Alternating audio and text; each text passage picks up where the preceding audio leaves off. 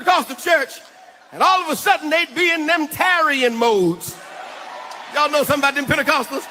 And then all of a sudden, one of them old mothers or one of them preachers start clapping their hands real fast. And they keep saying, the blood, the blood, the blood, the blood, the blood, the blood, the blood, the blood, the blood. They were literally saying you ought to plead the blood over every situation in your life that needs transformation and reorientation. They say the blood, the blood, the blood, the blood. And every now and then when you're going through some situation you can't handle by yourself, you better get some Pentecostalism in you. And you better say the blood, the blood, the blood. The blood over my family. The blood over my children. The blood over my siblings. The blood over my life. The blood over my job. The blood over my finances. The blood over my health. The blood over my joy. The blood over my peace. I plead, I plead, I plead. I plead, I plead. I plead the blood, the blood, the blood, the blood.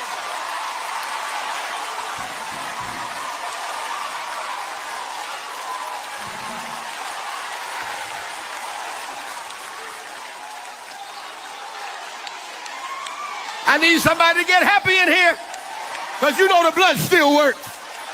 I said you better get happy, because it reaches to the highest mountain. It flows to the lowest valley. The blood that gives me strength from day to day. It will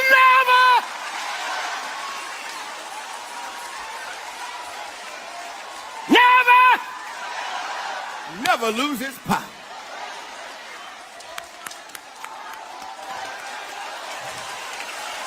I know you like cute church, but every now and then, the blood, the blood, the blood. We all sophisticated to some degree, but every now and then, the blood, the blood, the blood. Don't you let your degree get in the way of your deliverance, the blood, the blood, the blood.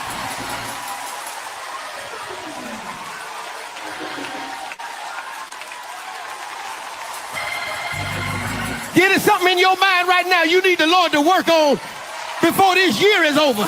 And just start saying it, the blood, the blood, the blood. Hey, hey.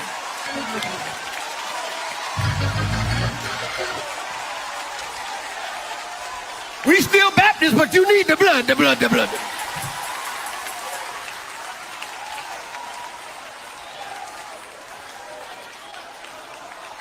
Blood.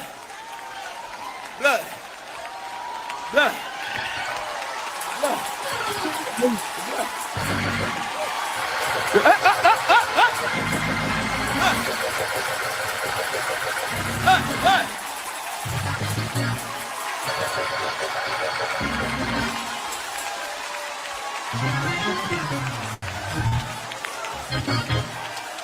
Blood.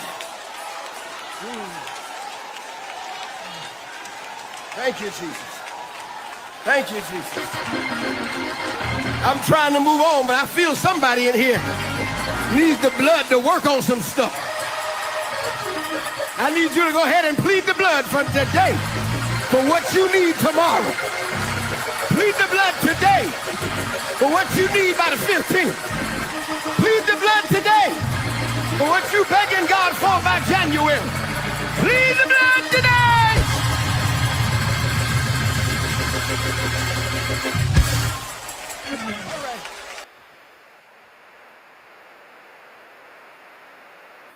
All right, I had to share that little tidbit. That was Dr. Marcus D. Cosby of the Wheeler Avenue Baptist Church in the city of Houston, Texas. One of my favorite preachers out there, besides my own pastor. I really love listening to Dr. Marcus Cosby. He is a powerful man of God. Was just too good to not share, so I had to share it. So if you got to hear that again, just rewind it on back to the front and he'll be playing again. It's about 3 minutes or so. I believe that was his last Sunday sermon. Beautiful. Just plead the blood. The Bible tells us that when Herod set a decree to kill the firstborn of every household, they told the children of Israel to place blood over the doorpost. And when they saw the blood, they would pass over. And you know what? I still believe that this same blood that was shed at Calvary is there for each and every one of us. Ooh. Glory to his name. I love the Lord. I don't care what nobody say. I love the Lord, and I won't take it back. We are here today to talk about the show Unlocked Family Secrets. We did episode 1 and 2 previously, so we're going to do episodes 3 and 4 tonight. 3 and 4 were good. 4 was a little, I don't know, kind of boring, but it was still good. 5 was excellent, so I'm going to do 5 by itself. But let's get into it. First, I want to do some little disclaimers. Please like, share, and subscribe to the page. I am here. I am ready for people to join. Thank you for those who have subscribed. I am grateful to you guys. I see the number counts keeps going up and up, and I am grateful for that. Hey Ginger, how are you doing? Fair use disclaimer. Some material in this video used under U.S. copyright fair use section 107 for purposes such as commentary, criticism, news reporting, and education. Today we're going to be doing some commentary, a little bit of criticism, a little bit of news reporting. Well, hey, the news reporting I'm going to do is going to be super simple, just letting everybody know what is going on in the government. I'm just going to do something really fast. Tomorrow I will be busy, so I'm going to probably pre-record Saturday morning chat or Saturday morning scoop. I'm sorry. I probably will pre-record that. I'm going to say this real quick before we get started. I just got a text message saying that my name was over in rooms where I asked it not to be. This morning, I'm a very intentional person. Everything that I do, I give it some thought. I don't just go out and just do stuff. I really give it some thought. Yesterday, I was in Tay's chat, and I actually told her I'm praying for her mental health, because one thing for sure, when you feel like you're being antagonized, it is draining, especially when it goes on and on and on without any kind of stoppage to it. So I did tell her that. This morning, I went into entertainment with True T. I was watching True T. Not so much that I really pay her a lot of attention because she does a lot of yelling, but I did watch her this morning. And I asked her in her chat, what happens to the person who has been wronged? What is going to happen? Who's going to clear her name? She got visibly upset, and I could tell that the question kind of shook her up a little bit, and it wasn't meant to shake her up. Well, maybe it was to get her attention. If this isn't you, then you need to be clearing this person's name, and I'm going to tell you why I did that. There's a lady who, by the name of the person who's been accused, has been in inboxes saying that it wasn't her. And if the wrong person is being accused, the right person needs to come out here and clear that person's name, especially if there's some collaboration. But I'm gonna say this, and again, I've asked somebody to keep my name out your mouth, but I see today you kept it real clean. You kept it real clean. You did add some additives to it, because I never said that someone was being devilish. That I never said those words. What I said is who's going to clear this person's name if you are not this person. That's why I never say anything about anybody being devilish. I actually was done with the chat after I said what I said. Michelle was in the chat, so she can vouch for me. After I said what I said, I was done. So you girls who love to regurgitate bull crap and regurgitate stuff that it just sits really heavy on you, and you just love to keep saying it over and over, have a good time. I said what I said. I won't take it back. Before I take it back, I'll add more to it. Hey, Living For Me. Hey, pretty girl Riri. Hey, Michelle. Hey, Ginger. Before I take it back, I'll add more to it.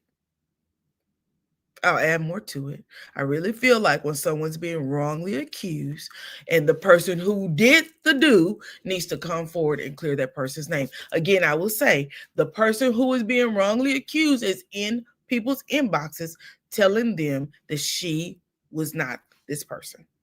So I would hate for the wrong person to actually be accused, and then the person who actually did it never come forward. But I'm going to tell you this.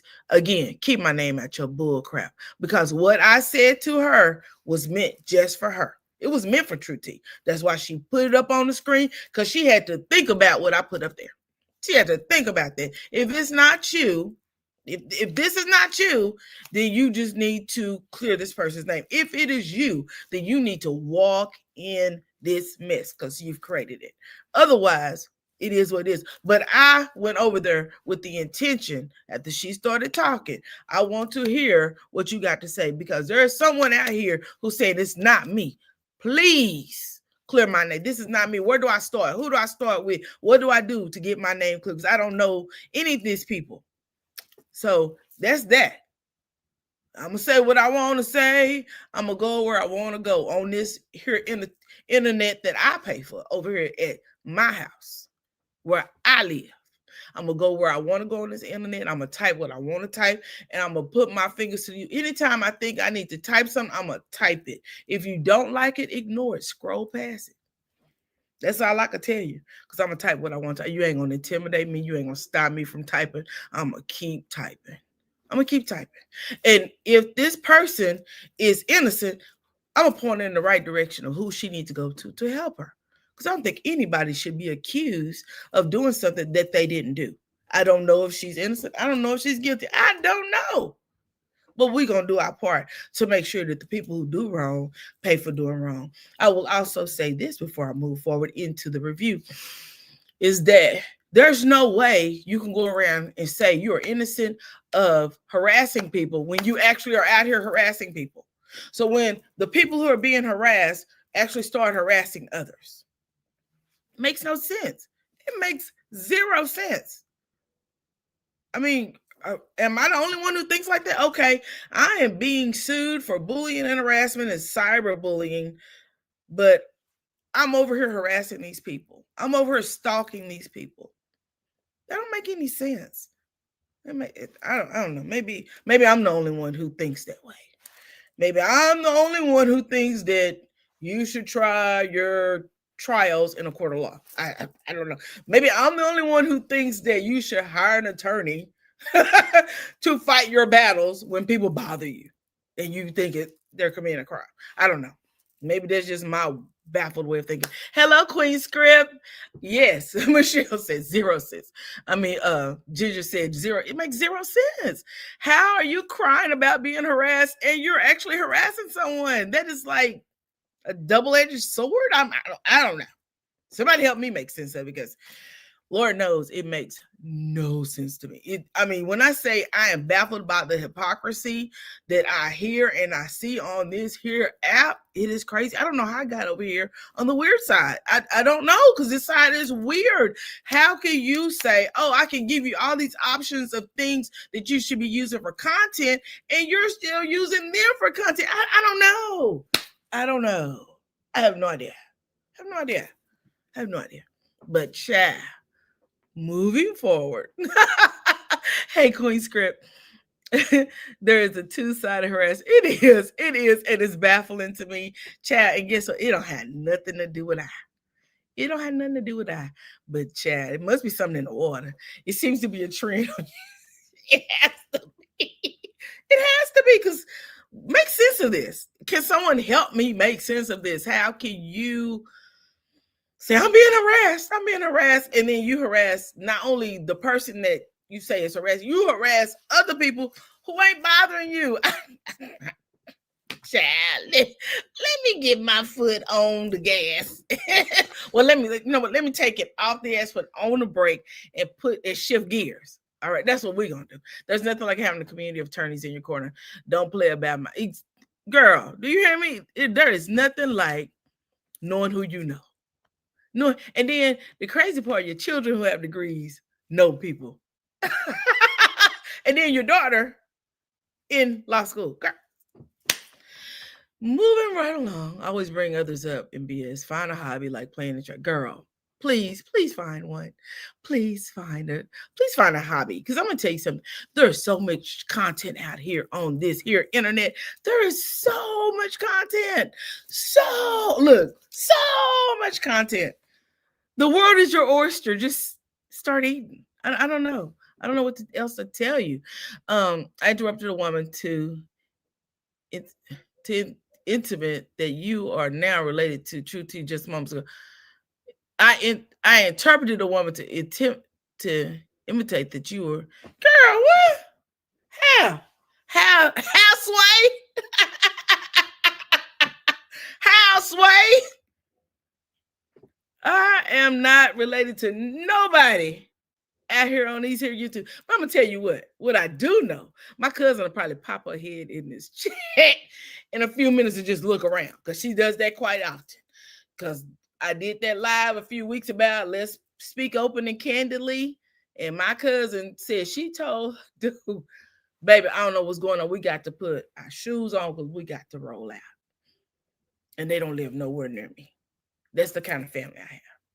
We got to roll out because something is going on. And then that rolling out going to be a meeting. And then that meeting going to add some other things into it. Because I already told you, I got 2 cousins I know that on. They ain't got to worry about retainers because they cousins. It is what it is. That part. I don't care nothing about what these people. Woe is me. You broke. I got more than you. Girl. I don't even understand that. You broke and you got, but we all are here on this little thing right here called the what Miss AKA called it, the wizard box. It's the mockery for me. My favorite saying, bullies eventually get bullied. Exactly. This right here though. This one right here. Girl, now I'm keying a True T, but I'm over there asking True T a question, asking her, girl, if this ain't you, how you gonna clear this lady's name? Because you owe it to her to clear her name. And if you don't clear her name, girl, you was some kind of work. You was some kind of work. Because this lady's out here saying that this ain't her. Yeah. And they not traffic lights. And not at all. They're Googleable. Bar license and all. Bar number, I'm sorry, and all. Baby, yes. I come from decent people in this here world. Decent people. So anywho, we're on here to talk about Unlocked Family Secrets, episode 3 and 4. 1 and 2 we've already covered. Really good. 3 and 4 they were good, but I think they kind of be hidden and missing. I'm not sure so much about the production side of it, because I don't see I don't know, it just seemed like some are far better produced than others. So we're gonna talk about it. You said just like they've gotten Butterfly, now connect. Girl, they can connect me to anybody. Connect me to God. That's on. Connect me. Give me a straight through line to the Father. Because all this connecting y'all trying. Because here's the thing. If you're trying to put a puzzle together, you're gonna need the appropriate pieces for said puzzle. Right? So if I'm putting this puzzle together, this one here, I need all the pieces that came with this box. I can't use the puzzles out of your box to fix my puzzle. That's just not how it works. I'm going to need all of the puzzle pieces that came out of my box to fix my puzzle. I can't, otherwise it won't be fixed. Michelle, that's funny because we all know it's a lie. We all know it's a lot, but Butterfly lives in Connecticut too. So it, I guess if you want to live in Connecticut, you want to live in Connecticut. I don't know if any of y'all caught Bell Collector tonight, but Bell Collector tonight was good, but it was like something. The lighting wasn't good or something. The aesthetics were not. They were off tonight. So I am going to try to get into Bell Collector. I am so far behind. Baby, like I said, it's flu season and I've been making that money out here doing flu season work. So money talk, all that other stuff is just garbage. It's just garbage. That's why you let people say whatever they want to say. You let them do whatever they want to do. Last time I checked, my bills were not being paid by anybody on this app here. My internet wasn't being paid by anybody on this app here. So I don't care about anything that anybody on this app here has to say. I just don't. I don't care. But I will tell you this. If you defame my name, you defame my character, and you get out here and you keep talking about me, I'm going to see to it that something happens. That's not a threat. That's a promise. I make promises. I don't make threats. So that is what it is. Yes. The lower secret. That's it. She knows it all. She's already put all the pieces together. And she said, I was over there saying they were being, it is what it is. I don't know. I don't know. But I just want to be left out of your mess. I'm going to go to anybody's chat that I want to go into. I'm going to type the words on my little keyboard, just like y'all type. I don't know why your keyboard is allowed to be typed on and mine can't. I'm going to type on my keyboard and I'm going to say whatever I want to say through the keyboard. Then I'm going to hit return or enter or whatever it is. Send the little arrow buttons, whatever I'm on, whether it be the seller's phone, whether it be the MacBook, whether it be the deli. I'm going to hit the enter or the return button or the send button or the arrow and send it wherever I want to send. Because I'm grown and I do what I want to do. I'm going to say what I want to say. And ain't none of y'all going to shut me up. Now, once you get that through your thick skull, you'll be all right. Once that penetrates your head, that Lady Ro does whatever she wants to do. Lady Ro can type whatever she want to type. Lady Ro can do whatever. Once you get that in your head, if I can do it, Lady Ro can do it. If I can get on here and say what I want to say, Lady Ro can get on here and say what she want to say. Once you get that in your head, the better off you will be. I pray for you, girl. I pray for all of y'all. Because y'all are whack anyway. When I tell you I get the biggest kikis out of watching some of this mess, because it's hilarious. Some of it is almost unbelievable. It's unbelievable. And you look and sound good. Oh, thank you, honey. Thank you. I do my best. I take a bath and put on lotion, and I try to do something to this lips and this face. Sometimes these eyebrows are a little rough today because they need to go get threaded. But I try to. And here go my phone ain't rang all evening, and now my brother want to talk. We ain't talking until I get off this live because he ain't gonna do nothing but try to tell me something about Trump. There's some good news that happened later on today. Let me see if I can pull it up because I want us to see it before we get into this.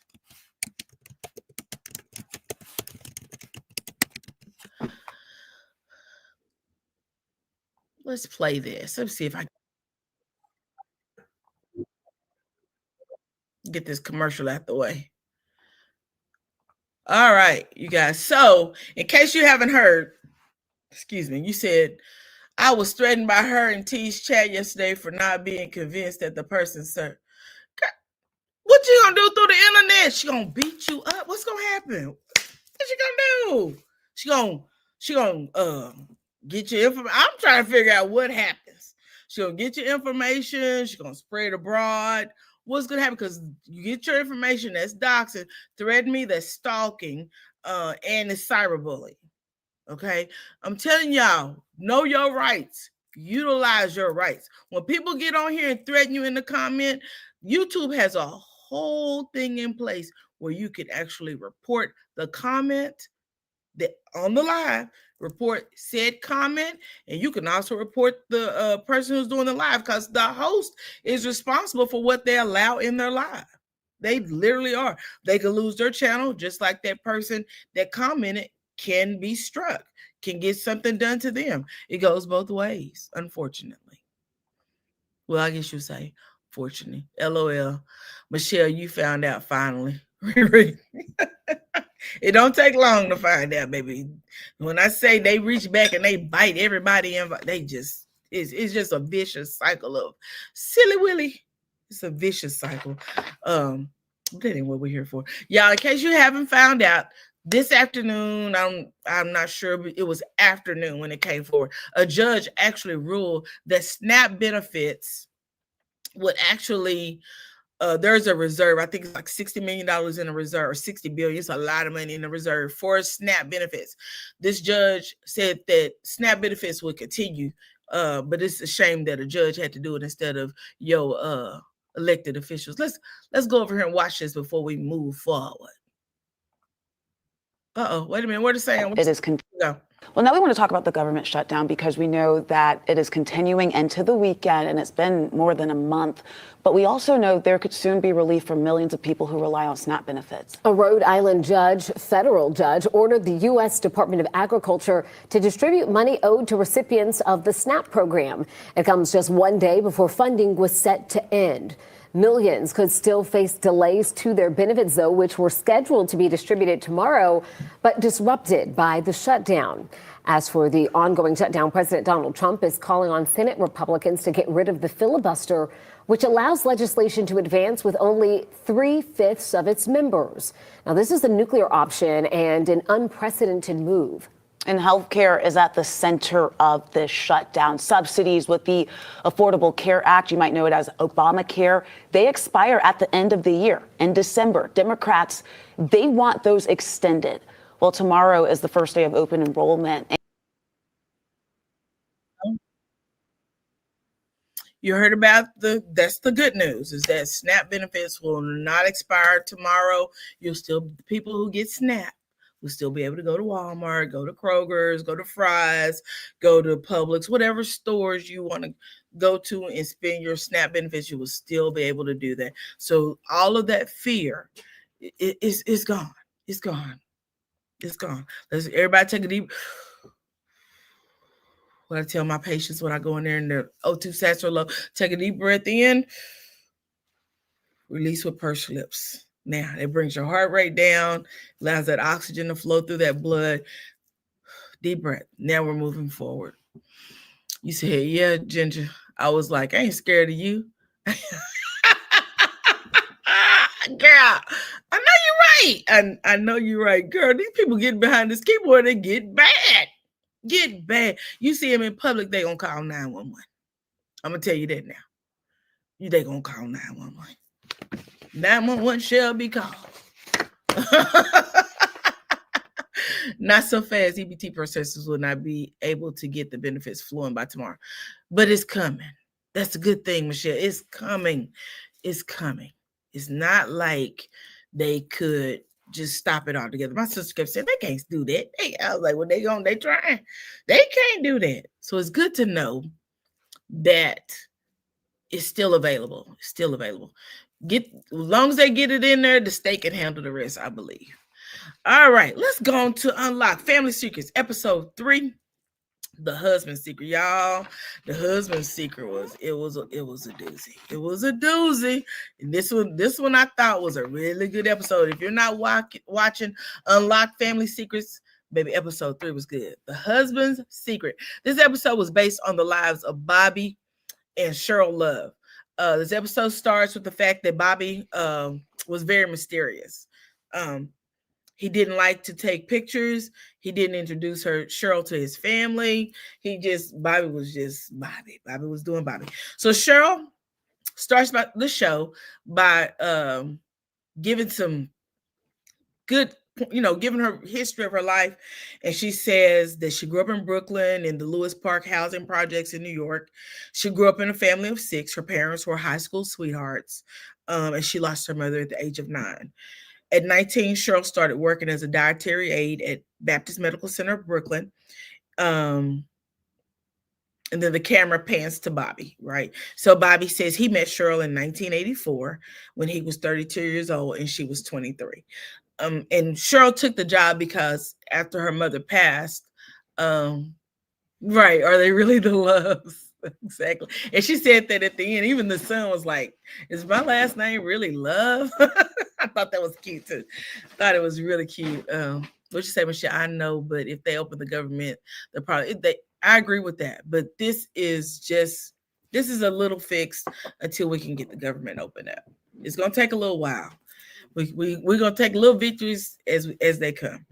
So Cheryl took the job working as a dietary aide because her mother had passed away and she wanted to help out her family. She said that she had taken on the burden of helping to raise her siblings after her mother died. Bobby said that his friends had told him about Cheryl. So he went over and introduced himself to Cheryl. You see, I wonder how he got a name change without getting a name change. I wonder that too.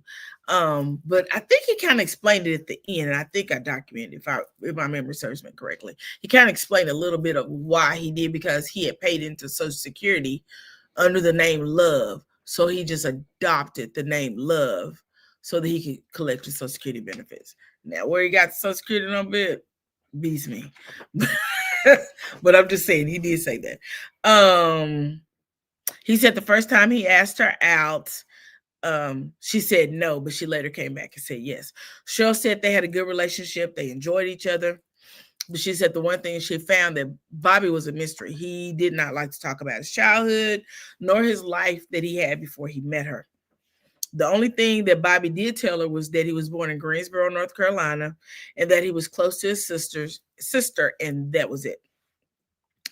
Cheryl said they got married, and no, she got pregnant later that year, and Bobby proposed, and then they got married.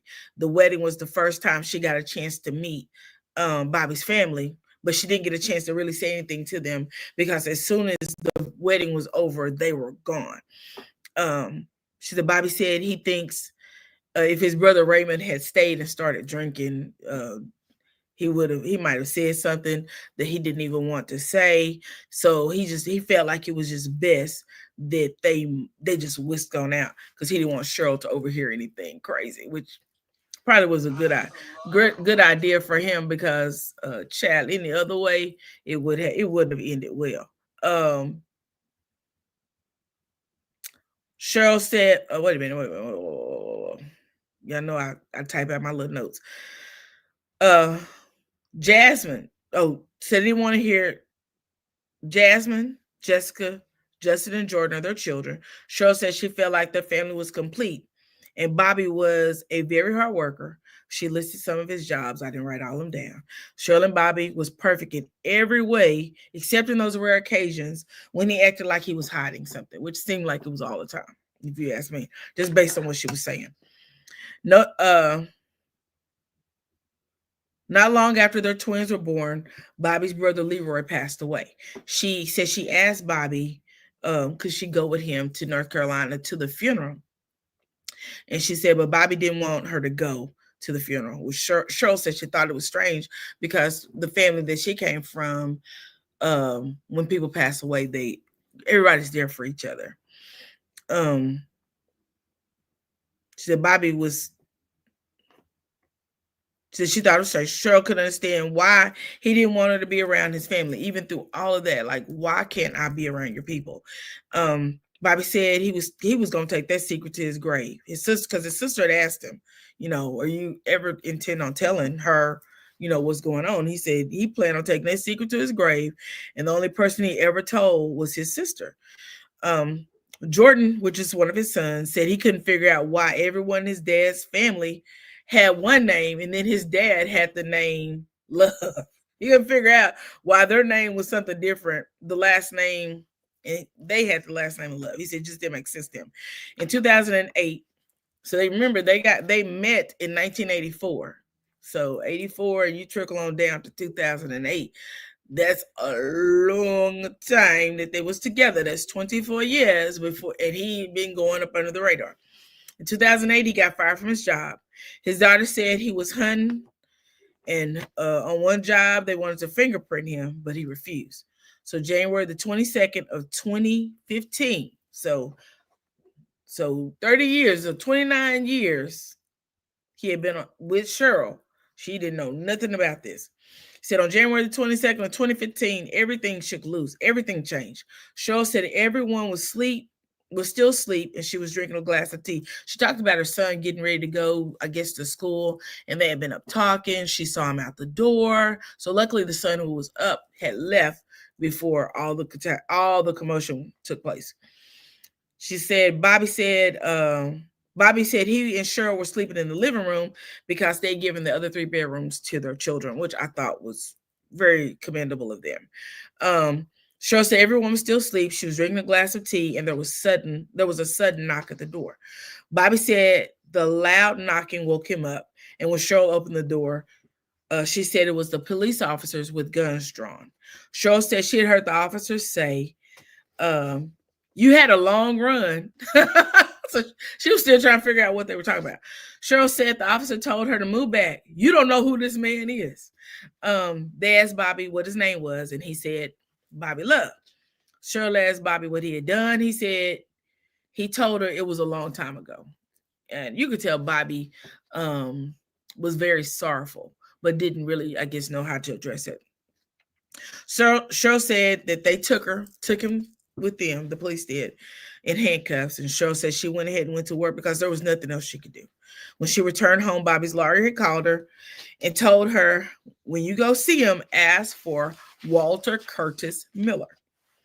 Cheryl said she asked the lawyer, is that the name of the facility where he's being held? And the lawyer said, no, ma'am, it's not. When I say Cheryl was still delusional, she's like, wait a minute. His name is Bobby Love. So is this Walter Curtis Miller? Is this just the place where he's at? Is that the name of the jail? No, ma'am. Baby, your husband, his real name is Walter. Anyway, that was a moment that she realized that Bobby had been living another life. Cheryl and children went to Rikers Island to see Bobby. Cheryl said he was crying when she saw him. Said he broke down and told them his name was Walter Curtis Miller and all that he had done. He told her that he was a convicted bank robber and that he had escaped from prison back in the 70s. Bobby starts to tell his story because the camera pans over to Bobby. He starts to tell his story. He says his name is Walter Miller. He was born in 1950 in Greensboro, North Carolina. He was 7. He was the 7th child of 8 children. He was 9 years old. When he was 9 years old, his dad died in a house fire. He said it was devastating.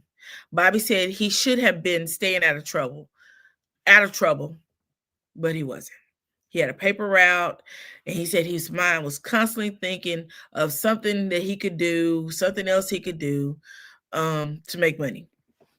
He would check for unlocked cars. He said if he found a car unlocked, he would go in, he would grab a bag, a wallet, or whatever, and he would just take people's money.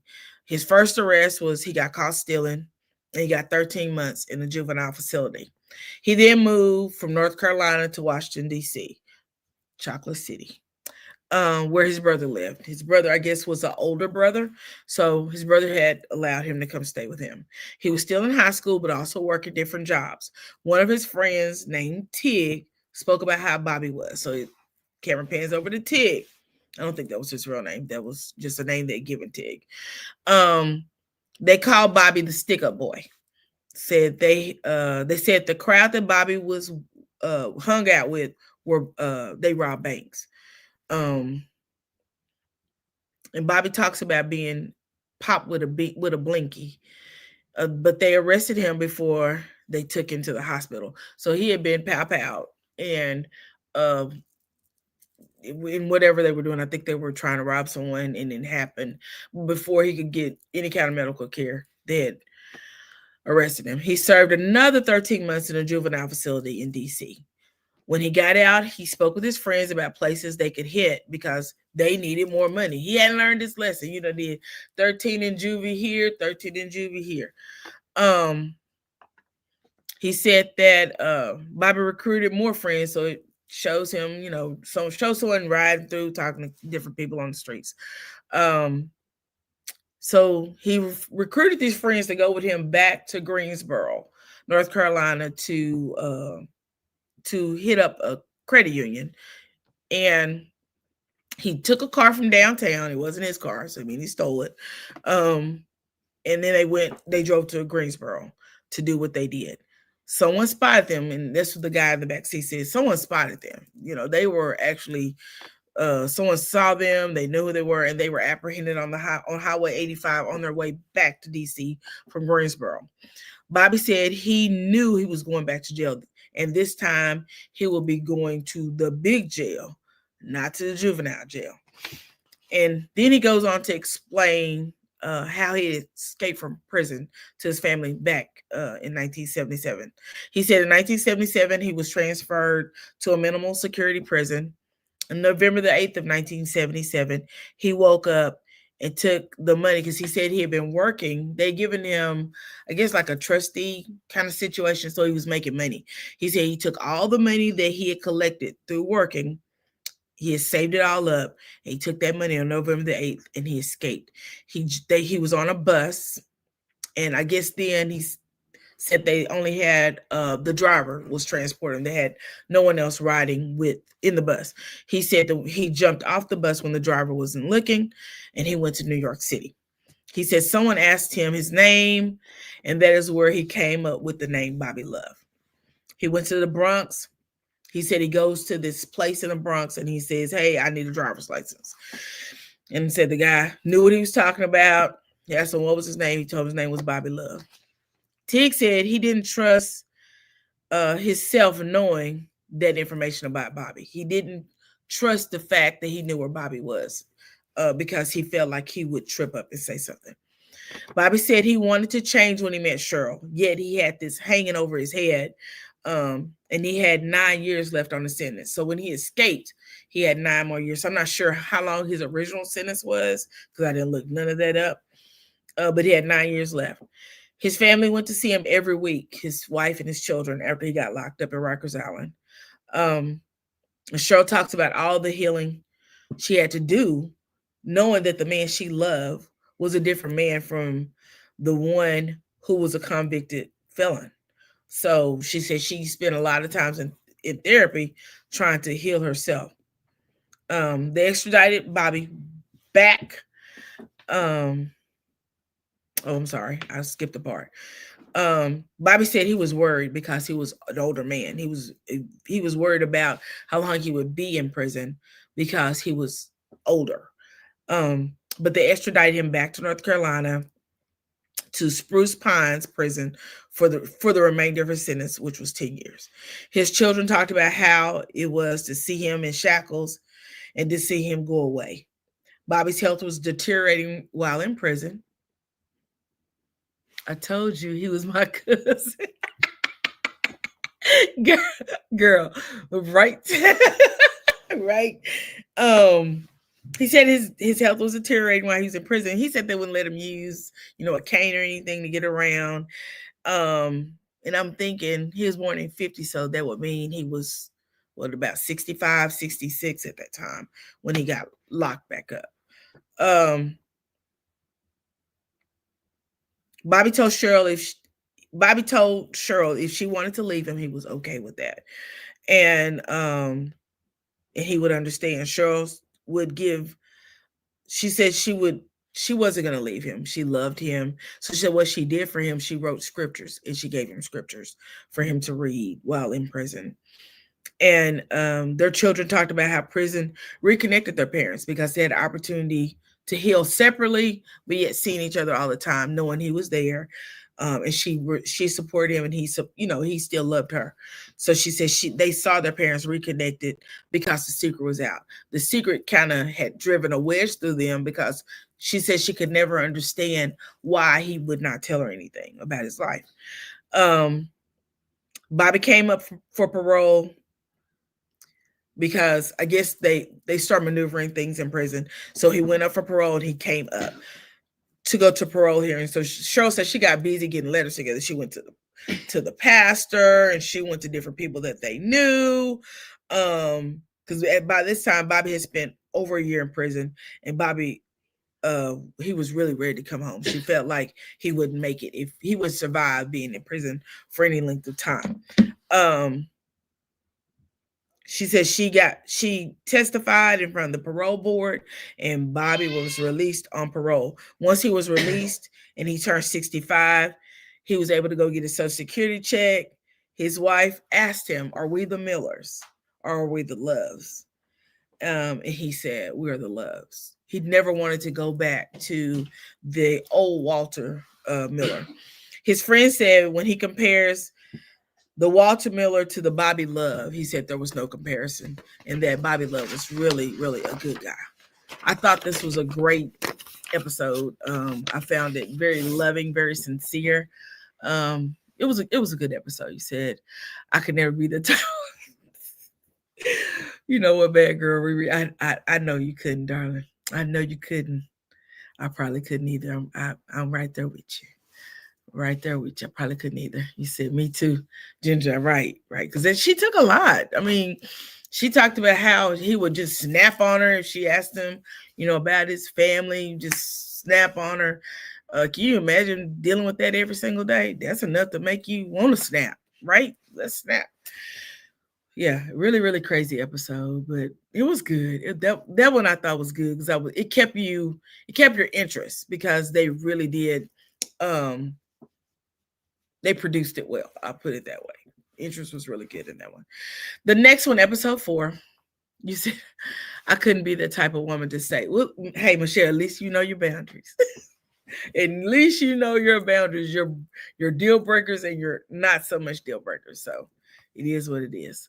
So Unlock Family Secrets episode 4 was the daughter secret. Y'all, this episode was, I don't know. I don't know about this episode. This episode kind of, it took me for a loop. It just, I don't know. I don't know my feelings about it. I enjoyed it. I just think they left out a lot. I think they should have really made that episode into more. But let's go ahead and get into it. The Daughter's Secret is based on the life of Zoe Shaw, Dr. Zoe Shaw. And she actually her maiden name is Hunt. She comes from a long line of doctors. You said I'd have taken the extra round when y'all exactly. The Baptist finger on out the door, right? So the episode begins with Zoe talking about her daughter, Sully. She has a daughter named Sullivan. And Zoe actually was married to the actor Stan Shaw. Many of you know Stan Shaw from different movies. I think he was on Coming to America. I believe he's on the original Coming to America. I believe he was. I may be wrong, but I believe he was. She was married to Stan Shaw. Girl, we got to get into this because when I tell you I don't know how to feel about this, I don't know how to feel about this. The episode begins with Zoe talking about her daughter, Sully, who was born with a rare genetic disorder called Prader-Willi syndrome. Yes, Rocky. Yes, that movie too. Zoe thought her daughter was a punishment for what she had done as a 16-year-old girl. More so, she thought that her daughter Sully was being punished because of what Zoe had done as a 16-year-old girl, which I thought was really crazy. But when you grow up in a very strict household, very, very strict parents that live their lives directly by the Bible, I kind of can understand because I was raised the same way. So I could relate to her in some instances when she was talking about her upbringing. Zoe's a doctor. She's a psychotherapist, which we need her over here on this here app. Zoe Shaw, Dr. Zoe Shaw, if you are anywhere and you hear this, please come over here and let's talk. In fact, go through all the channels and talk to all the peoples. She is a psychotherapist, an author, a speaker, and a podcaster. She is the mother of 5 children. Zoe said to understand her story, you would first have to understand how she was raised. She came from a prominent Black family in rural Smithburg, Maryland. In fact, she said they were the only Black family in Smithburg. Zoe is a middle child of 3, born to an ER doctor, Dr. Robert Hunt, and a homemaker, Mrs. Hunt. I kind of thought it was strange that they never mentioned Mrs. Hunt's first name, but they mentioned the father's first name because they wanted the father. They wanted everybody to know who the daddy was, but we didn't get a first name on the mom. We might need her, but I can already diagnose this. You need a pen and a script pad. Huh? You need a pen and a script. We can make you up some script pads, baby, because I agree with you on that one. This sector has too much crazy for doctors. I agree with that, baby. The mental illness is real. But we still can use her over here. Zoe speaks very highly of her mom. She talks very highly of her mom, which kind of leads me to believe that the mom was pretty much following the dad's lead on a lot of what was going on in her life. Because she's my mom this, my mom that. My mom was very loving. My mom was a homemaker. My mom taught me this. My mama taught me that. So I really feel like that her mom may have been just following the lead of her husband. I really believe that. I'm going to talk out loud. Nothing needs to be put on me. You need a megaphone or a microphone? Let me see. Do I have a microphone over here? I used to have it's on. I bet it's over there, but I got a little mic over here, I believe. somewhere around here. You can use this one. You can use this mic and you can talk into it, and you can tell the people what they need to know. Because we don't want to say whisper nothing. We want it to be loud enough where the whole world can hear, so everybody can be aware of what's headed towards them out in this real world out here. Zoe speaks very highly of her mom. Dr. Robert Hunt was a third-generation doctor in his family. Zoe had a very strict upbringing. Only allowed to listen to Christian music in her home. I can relate. Christianity was very important in their family. I can relate. And they came from a long history of Black excellence. So when you come from a long history of Black excellence and you're expected to do so much better because your parents are excelling and moving forward. And then when someone screws up, they used to hide it a lot. They did. What are you going to do? Look what you've done. They move forward like that. Appearances was very important to the Hunt family. Zoe talks about making the track team and how she was not only smart, but she was also athletic. She said she met Vinny when she was in the 9th grade. I want y'all to hear this. Plug your ears in. Come on. If you have a hearing aid, plug it in, cut the volume up, whatever you need to do. She met Vinny when she was in the 9th grade. Vinny, who was also raised in a fundamental Christian home. In the 9th grade, she was dating an 18-year-old college baseball player. I want to hear that again. She met Vinny in the 9th grade. Vinny was also raised a fundamental Christian. In the 9th grade, she was dating an 18-year-old college baseball player. In the 9th grade, she was 15 years old. 15 years old. But let's move forward. And I put, girl, what? Ooh, your mama, I thought they were super Christians. I don't know. You said her parents saw money from Vinny? I don't think Vinny had no money. I'm talking about Vinny, the first boyfriend. We're gonna get the first boyfriend. I don't know if you watched this episode, but baby, I don't think Vinny had a whole lot of money. I may be wrong, but I didn't get money from Vinny. I just didn't.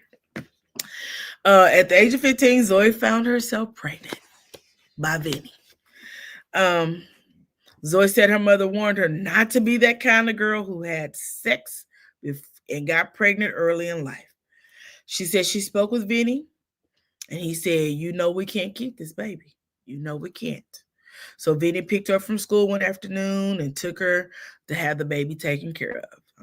You're going to have to, yeah. She said, oh, my bad, I just came back in my I love it. I love living for me.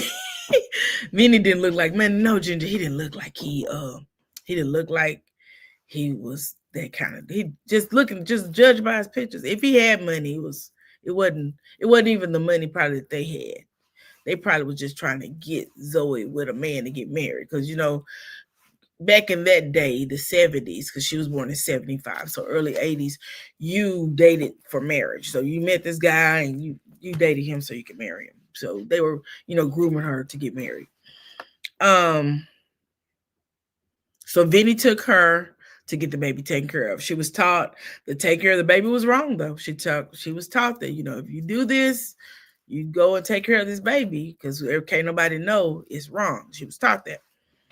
So she said she went in, she sat down, lady went around with some blue pills, gave her some blue pills. She took the medication.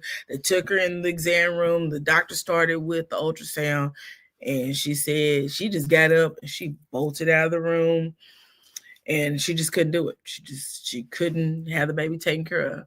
We said she was going for that. There you go, Ginger. She was going for money with Shaw, definitely. The man was 23 years her senior. So did she have? And yeah, she didn't have one. She went to go have one, Michelle. She went to go have one, but she bolted out of the room. She just couldn't do it. She asked Vinny when they got back in the car if he was upset with her, and he told her no, but she would have to tell her parents. She decided she wasn't going to tell her parents nothing. but she said she went to track practice and was changing into her uniform or into her workout clothes. And she said her track coach said, "You're gaining a little weight, but that's okay. We can get you back in shape." No, he said, "You're out of shape, but that's okay. We can get you back in shape." He said, "I just remember Shaw as the stuttering boxer." Yes, that's it, on Harlem Nights. He was on Harlem Nights. I couldn't for the life of me think, like, he's been on a lot of movies, but I couldn't think of just one off the top of my head. So when the coach told her, we'll just get you back in shape. But she kept getting bigger and bigger and bigger. And finally her mom noticed and asked her if she was pregnant.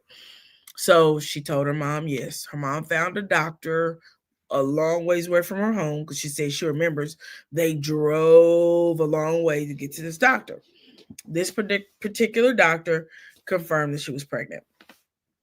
Her mother told her she couldn't stay at the house. "You can't stay at this house, girl. You got to go somewhere else," because she would be a bad example for her younger sister named Yolanda. Her parents donated heavily to Jerry Falwell. If you remember Jerry Falwell, I was going to look him up and I didn't. Let me do that real quick. I don't want to look it up right there, though. Jerry Falwell has since, I believe, passed away. Yeah, he passed away in 2007. But Jerry Falwell actually owned a girls' school, I guess you could call it, a girls' home, and called the Liberty Godparents Home. That's the name of it, the Liberty Godparent Home.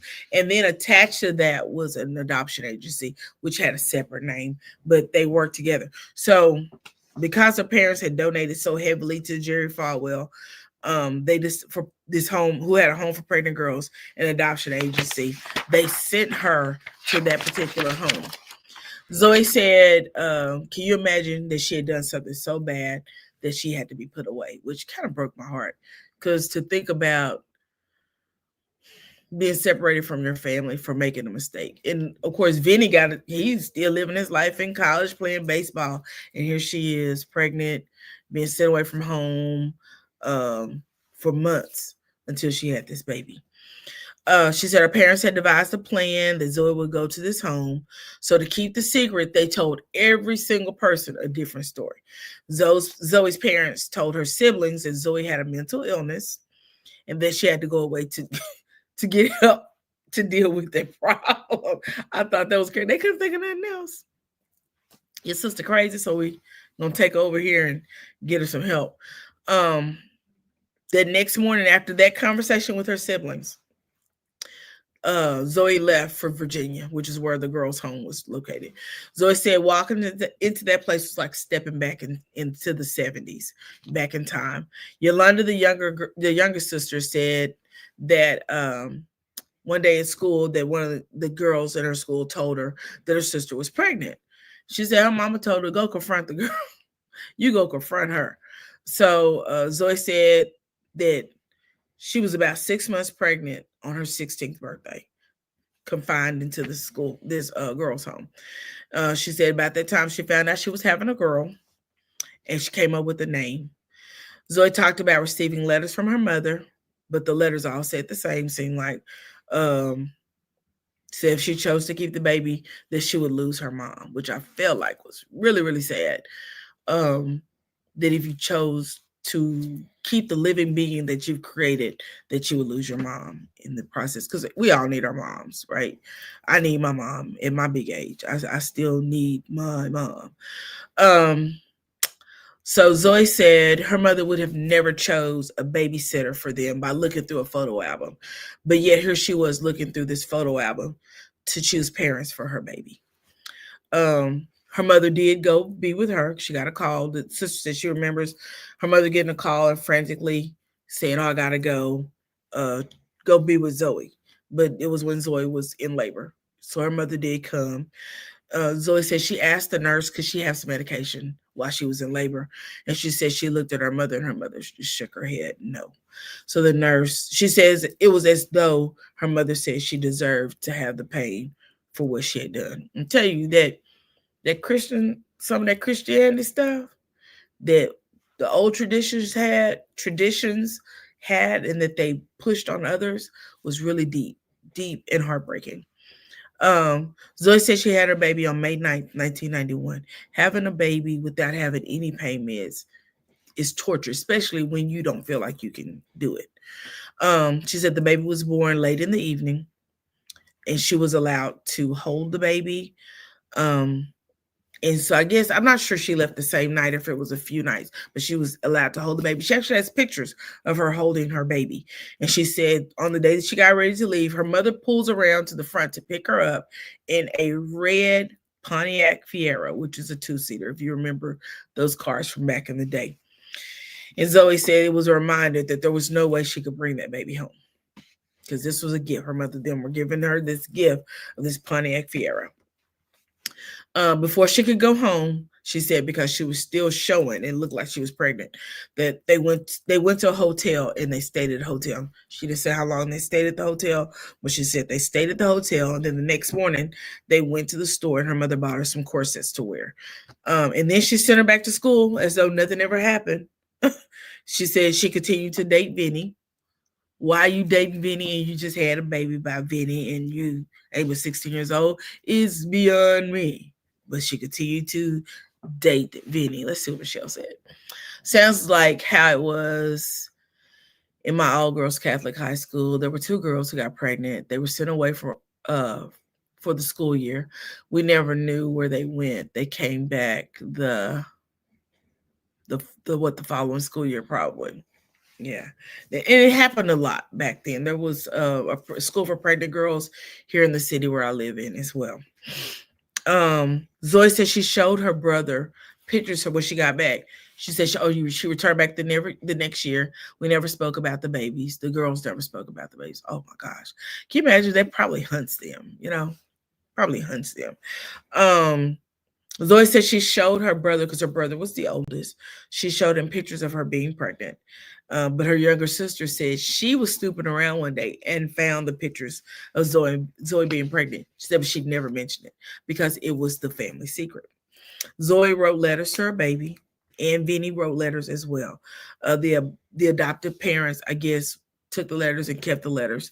But then one day, Zoe said she received a final letter from the adoptive parents with a picture and saying that, this was pretty much their last letter and go on with your life. We're going to go on with ours. Zoe said she didn't know during that time that when she was pregnant that her dad had confronted Vinny, and he said he would have him prosecuted for statutory rape. But when she graduated from high school, she said she broke up with Vinny. She was done with Vinny. So in June of 1993, Zoe went to LA to compete for a national track team. And she saw the actor named Stan Shaw, who at that time was 41 years old. She was 18 years old. I don't know. I don't get it. 23 years her senior. She went to LA with her mom. So it wasn't like she was there by herself. Her mom was there. She said they went out on a date that night. She had just graduated high school in LA for a national track competition. And her and this 41-year-old man go out on a date. She said he asked her to marry him that night. She just met the man. She's 18. He's 41. And he asked her to marry him that night. In less than a year, they were married. She said that she had to tell Stan all about her baby. She wanted to tell him. She felt like it was a secret. She felt like she was damaged goods, but he told her he didn't care. He was very supportive about it. Which said, Michelle, I figured it out when Facebook came and I did the math after seeing one of the girls celebrating her son's 30th birthday, and I knew she was pregnant. Oh, wow. Girl, I'm telling you, it was some stuff happened back in the 70s and 80s and 90s. A lot of stuff. There were early 90s, a lot of stuff was going on with people getting pregnant. My neighbor sent their teenage daughter off and adopted a newborn baby right after she returned home. The baby looks just like the daughter. Girl, that's their granddaughter. It's a lot of people that I've met over the years, throughout my years rather, who have told me, oh, my grandmother raised me, but my auntie's my mom. Stuff like that. Or they found out because they didn't want to, stop someone else's life or so forth. You know what I mean? So yeah, it happens. Unfortunately, it does happen. Zoe had her first child by Stan, and she said she didn't want to let him out of her sight. She didn't want anybody to babysit him. And then she said when she had Sully at the age of 31, she didn't realize that she had carried such a deep shame. She had what she called she said everywhere she went, she had what she called the Kaya suitcase. Kaya Simone was what she had named. Was it Kaya Simone that what she named the baby? Let me look and see. Yeah. Kaya Embrielle was what she named her baby. So she said everywhere she went, she took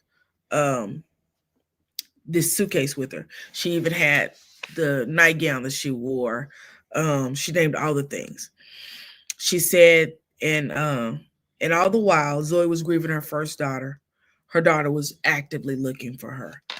Zoe's daughter was renamed Sarah, even though she had named her Kaya. They renamed her Sarah. You said, my parents never allowed my sisters and I to attend baby showers as teenagers. Michelle, unfortunately, that was like the thing. If someone, as a teenager got pregnant as a young girl, if they were your friends, you wasn't really allowed to even be friends with them anymore. It was just a fact. Sarah said that she was loved. She was loved by both parents. She was spoiled. She said, but around the fourth grade, her parents sat her down and told her that she was indeed adopted. She said around 14, she was snooping around the house and found a box with letters and pictures and a locket in it from Zoe and Vinny. And on April of 2010, she got a call. I'm sorry, I skipped a part. So, because I didn't type it down in my notes. She said that she was snooping around. She found a locket. She said that although her adoptive parents had blacked out information on the letters, like last names, addresses, different things, important things, when they gave it to her. So I'm not sure if it went through the home before it got to them. There were things that were blacked out. She said they didn't black it out good. So she held it up to the light. And when she did, it showed Vinny's last name. His name was Vinny Brown.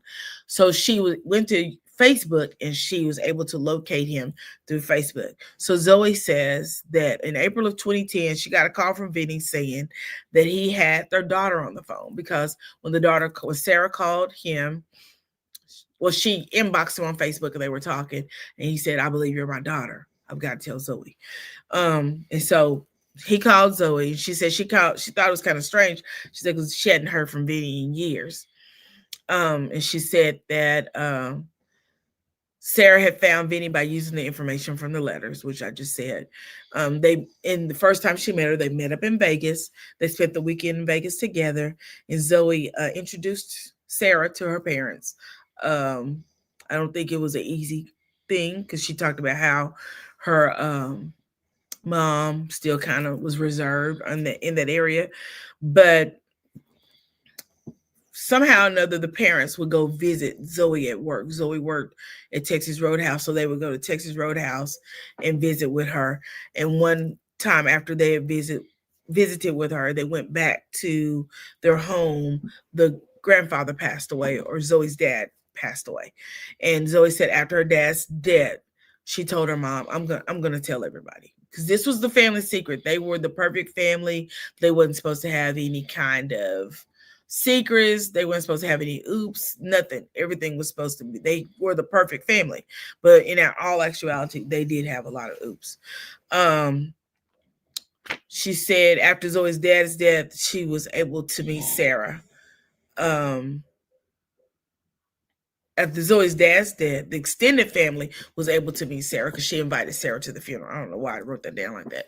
She was able to meet, she actually invited Sarah to the funeral. She said she told her mom, I'm inviting her. They're going to meet her. It is what it is. And Zoe said her mom was not very open to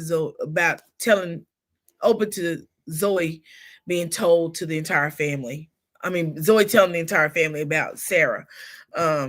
But she did. She said at that time she didn't care. She said also being open she thought what led to her and Stan actually getting a divorce because they divorced in 2023. And she said she felt like it was because she had been so open with him. So she had her first baby, 18, 19, 20 maybe. She's 50. So her oldest, I think, well, we know that Sarah was born in 91. So Sarah is 34. And then her son behind him, I think, is either 31 or 30. Sarah actually wrote a memoir. She's an author. She's written several books, but she wrote a memoir about her life and what she dealt with as a teenager. Sarah is the mother of 4 children, and that's the daughter. Sarah's the daughter, is the mother of 4 children, and she named her firstborn daughter the name that Zoe gave her, which is Kaya Embryo. It was a little great episode. I told you I don't know how I felt about it because, honey, you think my mama would have been allowing me to be with Vinny after I got pregnant by Vinny and Vinny was in college and I was still in high school? Girl, I cannot tell you that would have been no.